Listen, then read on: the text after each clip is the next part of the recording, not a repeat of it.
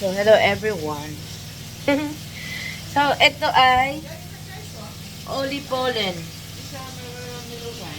Yan. Tikman natin to. Gawa ng aking biyanan.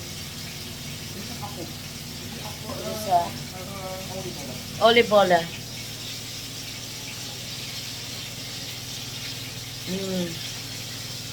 Teka.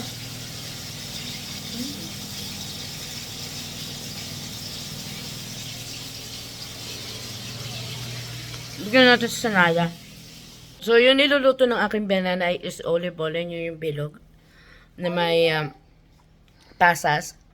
Tapos yung isa na round is yung apple plapa na tinatawag. Pero same lang din siya ng taste.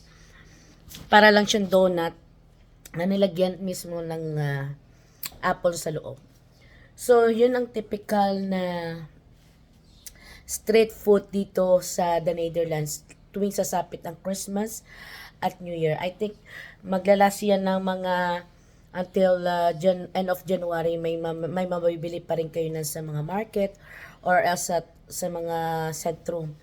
So, napaka-common yan dito sa the Netherlands. So, ewan ko, parang yun na yung parang naging parang mark ng Netherlands kapag sasapit yung New Year and Christmas. And kapag kayo ay nagawi dito, ay wag niyong kalimutan tikman ng aming olive oil. So, yun lamang.